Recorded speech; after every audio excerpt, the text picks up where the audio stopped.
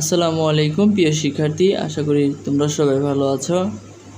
এই পর্যায়ে আমি পঞ্চম শ্রেণীর বিষয় গণিত এর বাড়ির কাজ 11 নিয়ে আলোচনা করব। বরাবরের মতো প্রথমে আমরা প্রশ্নটি পড়ে নেব, এরপরে আমরা উত্তর দেখে নেব।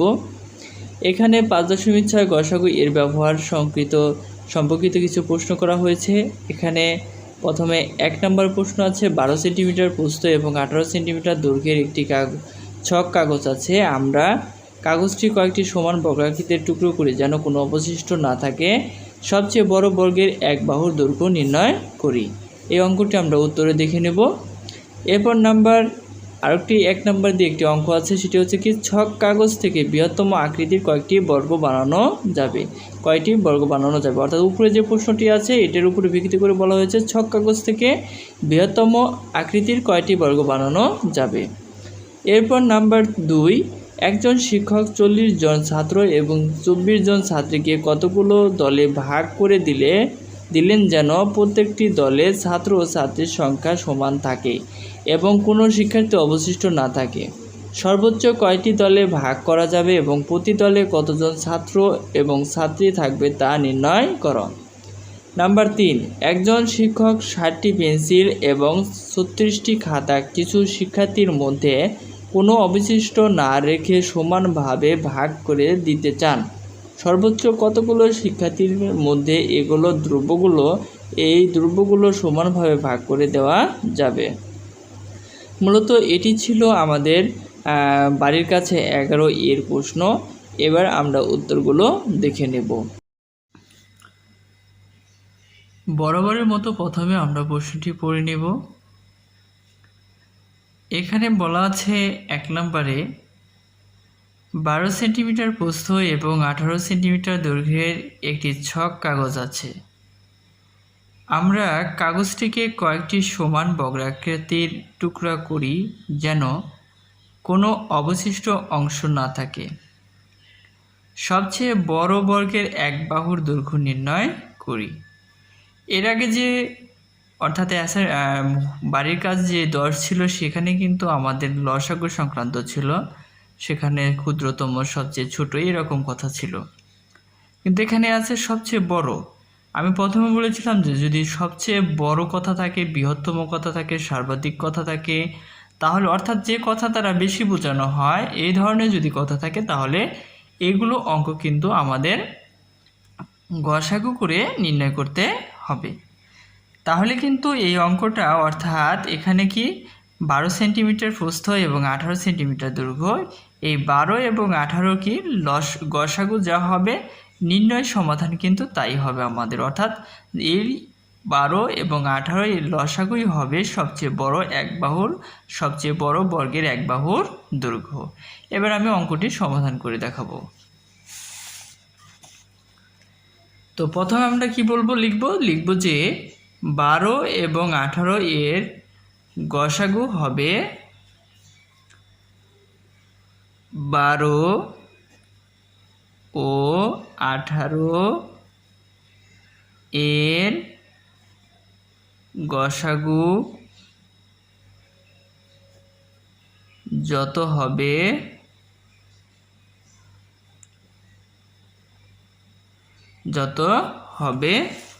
তারপর কি লিখব, সবচেয়ে বড় বর্গের এক বাহুর তত হবে।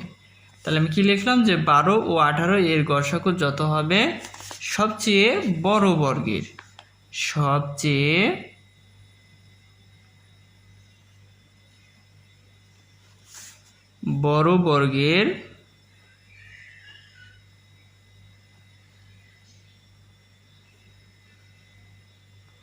এক বাহুর দৈর্ঘ্য তত হবে।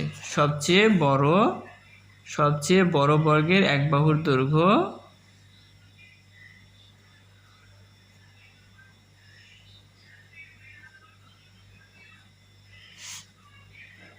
তত হবে। এই কথাটা কিন্তু আমাদের বুঝে নিতে হবে যে আমি এখানে কি বলেছি, তাহলে কিন্তু এগুলো অঙ্ক সমস্যা হবে না। তাহলে আমি গসাগু বের করব।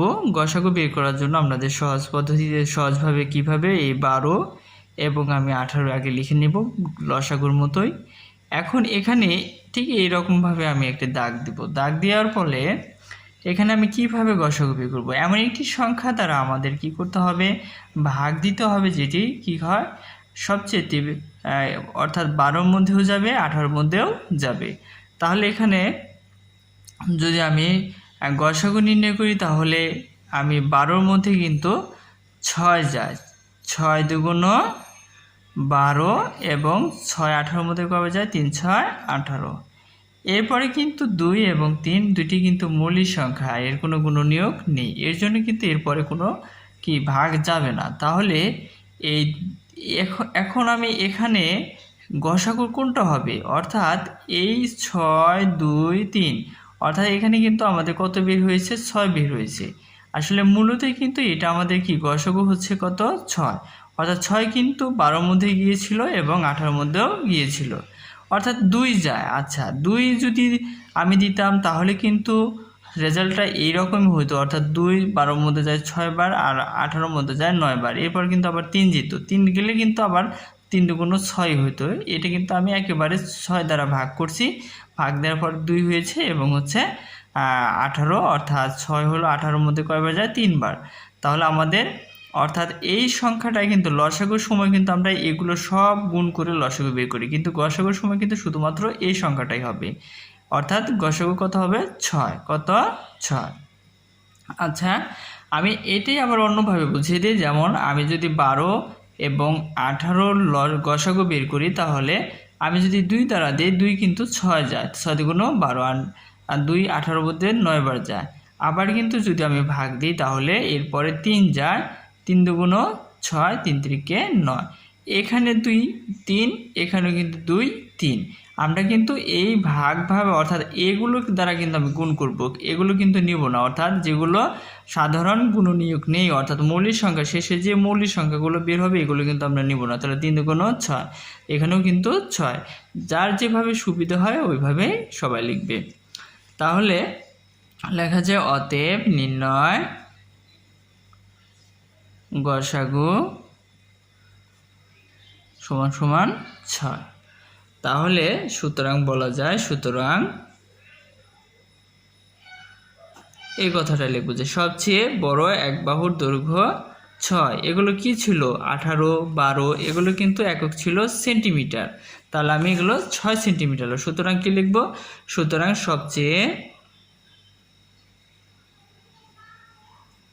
বড়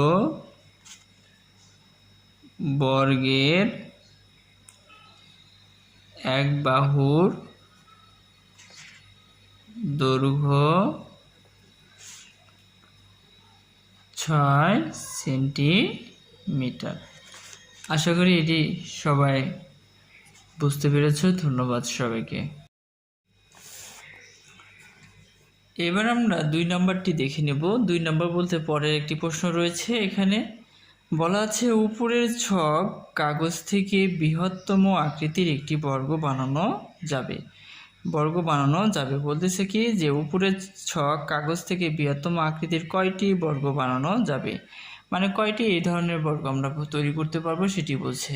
তাহলে উপরে বলতে বোঝানো হয়েছে যে এখানে বিস্তারিত লেখা আছে এখানে, অর্থাৎ সবচেয়ে বড়, এই সবচেয়ে বড় বর্গের এক বাহুর দৈর্ঘ্য যা বের করেছি এটা দ্বারাই আমাদের এই অঙ্কটি কী করতে হবে, সমাধান করতে হবে। তাহলে আমি এখানে কি লিখতে পারি, কত নম্বর সমাধান এটা, 1 নম্বর সমাধান, 1 নম্বর সমাধান। তো আমি প্রথমে লিখে নিব, অর্থাৎ 1 নম্বরে যে আমাদের উত্তরটি ছিল যে সবচেয়ে বড় বর্গের এক বাহুর দৈর্ঘ্য কত ছিল, 6 সেন্টিমিটার। কত ছিল, 6 সেন্টিমিটার। তাহলে যদি 6 সেন্টিমিটার হয় তাহলে আমি এই 6 সেন্টিমিটার কিন্তু ক্ষেত্রফল বের করতে হবে। তাহলে আমি এভাবে লিখব যে এক বাহুর সবচেয়ে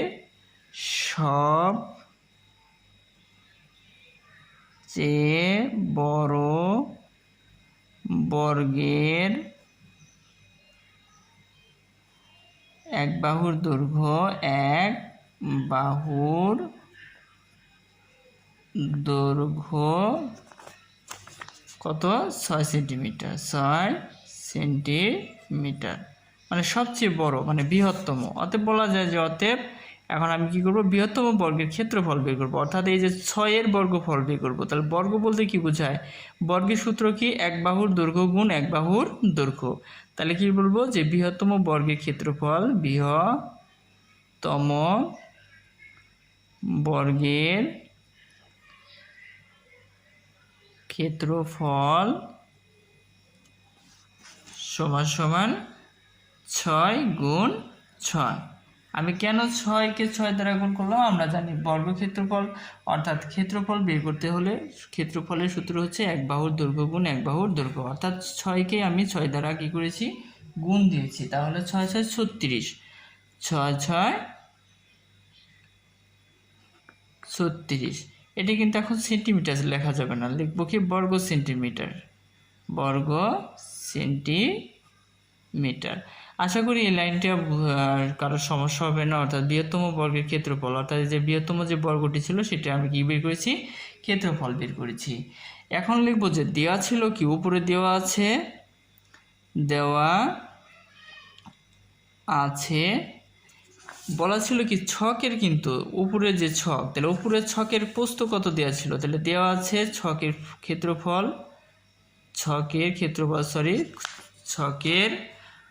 দৈর্ঘ্য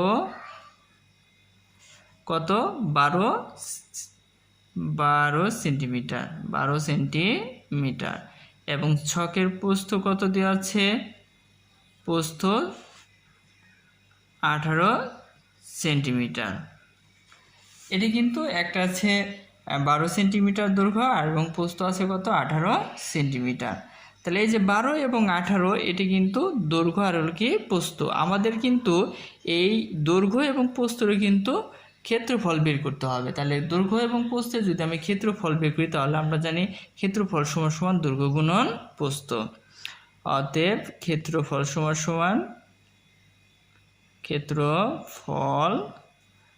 সমান দৈর্ঘ্য গুণ প্রস্থ। এগুলো কি সেন্টিমিটার, এখন কিন্তু এটা কি হবে বর্গ সেন্টিমিটার। আশা করি এটি বোঝা গেছে যে আসলে যে দেওয়া আছে ছকের দৈর্ঘ্য 12 সেন্টিমিটার, যেহেতু আমি এখানে কিন্তু এক বাহুর দৈর্ঘ্য কিন্তু আমি বর্গ সেন্টিমিটারে নিয়ে আসছি, এখানে কিন্তু আবার হচ্ছে ছকের যে দৈর্ঘ্য এবং প্রস্থ ছিল এটারে কিন্তু ক্ষেত্রফল বের করতে হবে। তাহলে যদি আমি এটা ক্ষেত্রফল বের করি, 18 সাথে 12 গুণ করলে কত হয়, 12 গুণন কত 18, 8 2 গুণ 16, 6 হাতে আছে 1, 8 কাট 1 9, 2 কে 2, 1 কে 1, তাহলে 6 1 2, তাহলে কত 216। এই 216 কি বর্গ সেন্টিমিটার, 216 বর্গ সেন্টিমিটার। এখন আমি আমার মূল কাজটা কি, মূল কাজটা হচ্ছে কয়টি বর্গ বানানো যাবে, যে সবচেয়ে বৃহত্তম কয়টি বর্গ বানানো যাবে। তাহলে সবচেয়ে বৃহত্তম বর্গ আকৃতি বানানো যাবে কয়টি সেটা আমি লিখবো। তাহলে বৃহত্তম আকৃতির বর্গ বানানো যাবে, এখানে লিখবো বৃহত্তম বর্গ আকৃতি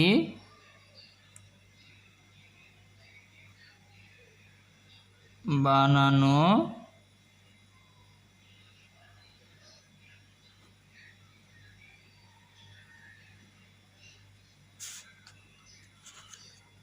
যাবে সমান সমান। তাহলে আমি কি করব, এই ক্ষেত্রফলকে অর্থাৎ ছকের যে মোট ক্ষেত্রফল ছিল কত 216, এটাকে আমি ভাগ দেব কি দ্বারা, আমি কিন্তু এক বাহুর দৈর্ঘ্যর ক্ষেত্রফল দ্বারা কি করব, ভাগ দেব। তাহলে এক বাহুর দৈর্ঘ্য সবচেয়ে এক বাহুর দৈর্ঘ্যের বৃহত্তম ক্ষেত্রফল কত ছিল 36, তাহলে 36 দ্বারা আমি এটাকে কি করব, ভাগ দেব। ভাগ দিলে এতটি। এখন ভাগ ফলে কত হয় দেখি, যে 36 ভাগ 216। এখন আমি যদি এটাকে ভাগ দিই, 36 কিন্তু 21-এর মধ্যে যায় না, তাহলে পুরো সংখ্যাটি আমাদের দিতে হবে। তাহলে আমি সরাসরি কত 36কে 6 দ্বারা যদি গুণ দিই, তাহলে 6 6 36, 6 হাতে আছে 3, 3 6 18, 19 20 21, তাহলে কয়বার গেছে 6 বার, তাহলে 16, 21, তাহলে 6টি। তাহলে কয়টি হবে? 6টি। অতএব উত্তর হচ্ছে 6টি। আমরা এরপরে 2 নম্বর প্রশ্নটি পড়ে নেব। এখানে আছে একজন শিক্ষক 40 জন ছাত্র এবং 24 জন ছাত্রীকে কতগুলো দলে ভাগ করে দিলেন যেন প্রত্যেকটি দলের ছাত্র ছাত্রীর সংখ্যা সমান থাকে এবং কোনো শিক্ষার্থী অবশিষ্ট না থাকে। সর্বোচ্চ কয়টি দলে ভাগ করা যাবে এবং প্রতি দলে কতজন ছাত্র এবং ছাত্রী থাকবে তা নির্ণয় করো। তাহলে এটাও কিন্তু আমাদের গসাগু সংক্রান্ত। তার জন্য আমরা প্রথমে কি করব, এটা 2 নম্বর সমাধান। তাইলে আমি লিখব 2 সমাধান। তাহলে সংখ্যা দুইটি কি? সংখ্যা দুইটি কিন্তু একটি হচ্ছে 40 আর একটি হচ্ছে 24। তাহলে আমি এখানে লিখব যে 40 ও 24 ও 24 এর গসাগু যত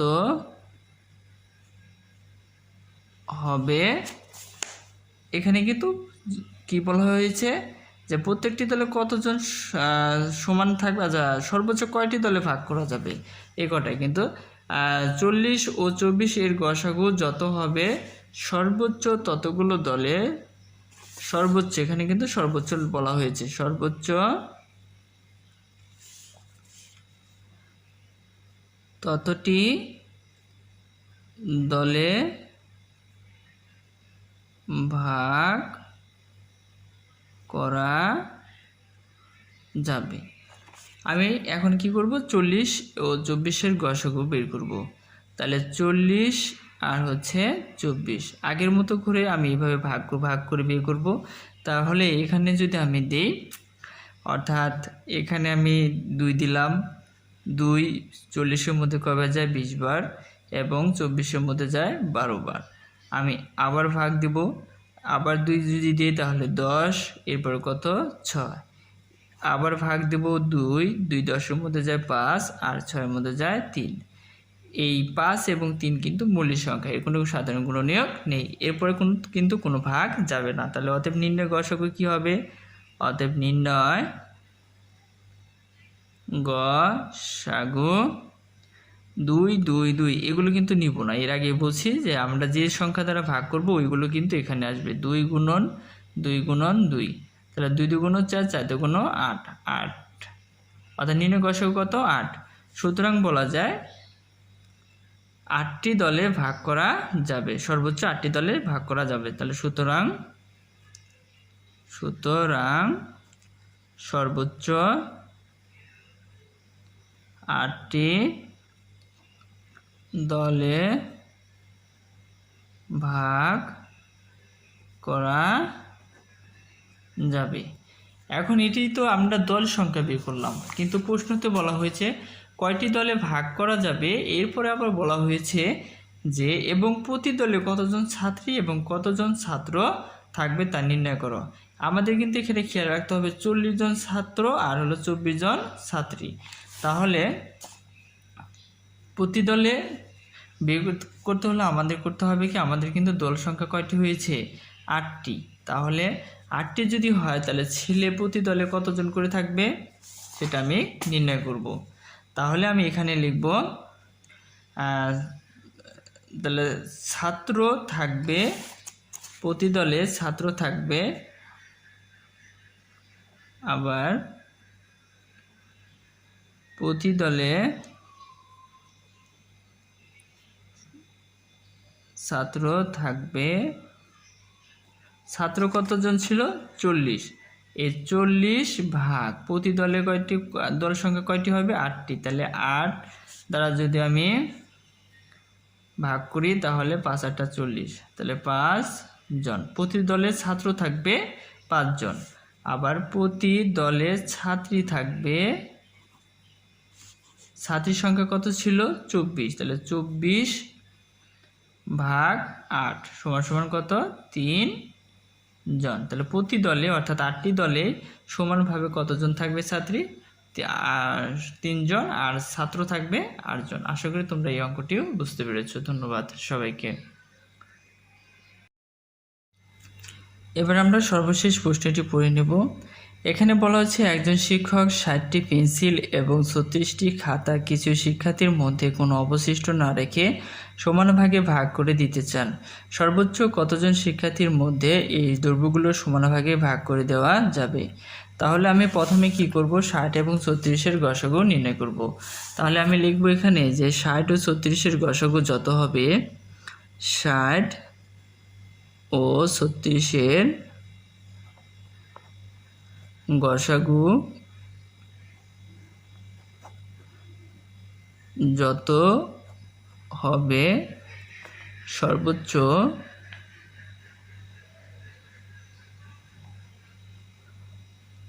ততজন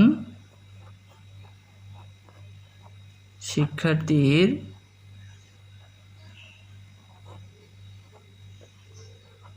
মধ্যে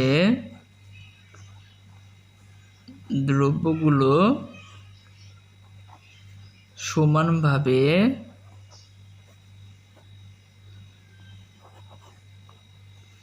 ভাগ করে দেওয়া যাবে। আমি বলেছি যে আসলে সর্বোচ্চ বললে মানে বেশি বোঝালে কিন্তু অঙ্কগুলো কী হয়, গসাগু হয়। এজন্য আমি কিন্তু এখানে গসাগু লিখেছি। আচ্ছা, এখন আমি 60 এবং 36-এর গসাগু বের করব।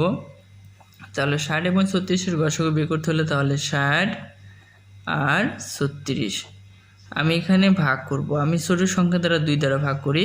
তাহলে 60-এর মধ্যে 30 বার যায়, 36-এর মধ্যে 18। এরপরে আবার ভাগ করব, আবার 2 দ্বারা দেব, 15 যায় এবং 9 যায়। আবার ভাগ দেব, এবার আমি 3 দ্বারা ভাগ দেব, 3 15-এর মধ্যে যায় 5 বার, 9-এর মধ্যে যায় 3 বার। তাহলে কিন্তু সর্বশেষ 5 এবং 3 পেয়েছি। এটি হচ্ছে মৌলিক সংখ্যা, যার কোনো সাধারণ গুণনীয়ক নেই। তাহলে গসাগু বের করতে হলে কিন্তু আমি যে সংখ্যা দ্বারা ভাগ দিয়েছি এগুলোর কিন্তু গুণফল লাগবে। তাহলে অতএব নির্ণয় গসাগু 2 গুণন 2 গুণন 3। তাহলে 2 2 গুণ 4, 3 4 12। তাহলে নির্ণয় গসাগু হচ্ছে 12। তাহলে এই 36 এবং অর্থাৎ 60টি হচ্ছে পেন্সিল এবং 36টি খাতা, এই গড়ভাবে কতটি এখানে কিন্তু সর্বোচ্চ শিক্ষার্থীর মধ্যে মানে 12 জন শিক্ষার্থীর মধ্যে কিন্তু এগুলো সমানভাবে ভাগ করে দেওয়া যাবে। এখন পরের প্রশ্নটি বলা হয়েছিল কি, পরের প্রশ্নটি বলা হয়েছে আচ্ছা, সর্বোচ্চ কতজন শিক্ষার্থীর মধ্যে এগুলো দ্রব্যগুলো ভাগ করে দেওয়া যাবে। আসলে অঙ্কটি এভাবেই শেষ। এখানে আমি শুধুমাত্র এখন লিখে দেব সুতরাং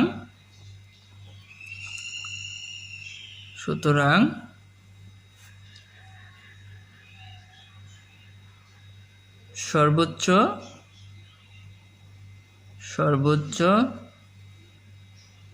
12 জন শিক্ষার্থীর মাঝে দ্রব্যগুলো সমানভাবে ভাগ করা যাবে। আশা করি এই অঙ্কটি বুঝতে পেরেছো তোমরা সবাই। ধন্যবাদ।